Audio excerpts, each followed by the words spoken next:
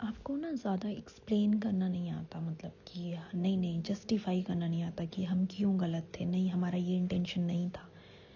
बहुत लोग इसमें सक्सेसफुल होते हैं, बहुत लोग पर्सनली नहीं होते इतने सक्सेसफुल एक्सप्लेन करने के मैटर में। मैं खुद पर्सनली इतनी एक्सप्लेनेबल नहीं हूँ।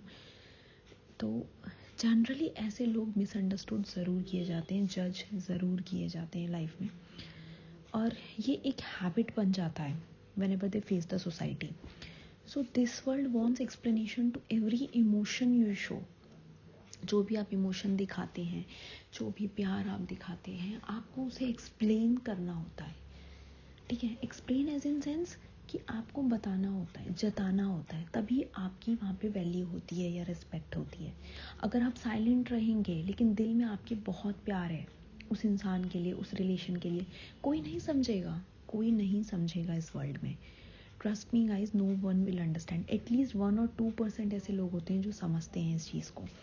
ठीक है, तो to every relation you have to do something, you have to prove something, else you will be always misunderstood or being judged continuously.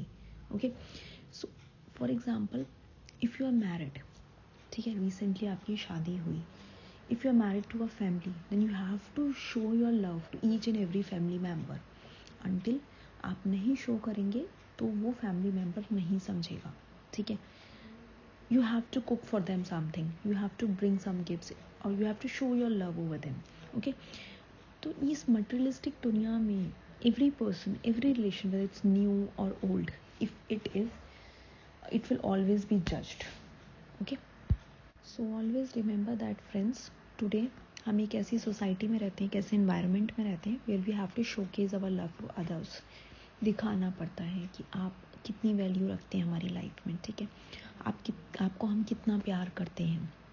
नहीं दिखाओगे तो नहीं समझेंगे, सीधा आपको जज कर लेंगे।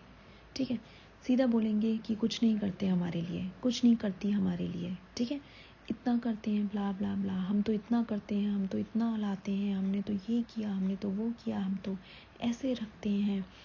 ठीक है, these are the common sentences और sarcasms being passed by the other person.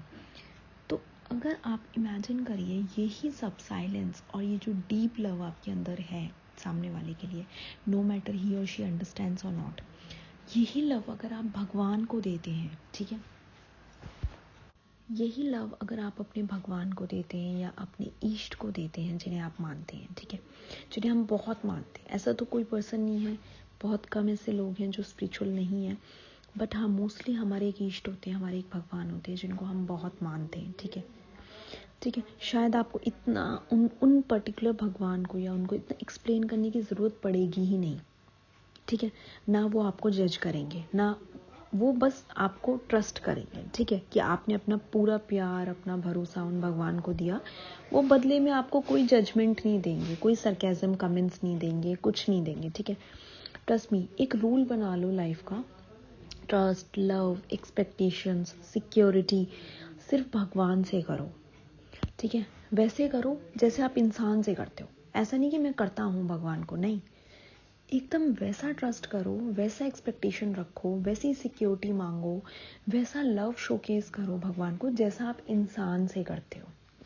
ठीक है, या उस पर्टिकुलर पर्सन से करते थे। शिद्दत वाला होता है ना, वो वाला करो, तभी रिजल्ट्स आपको मिलेंगे, आउटकम्स आपको मिलेंगे।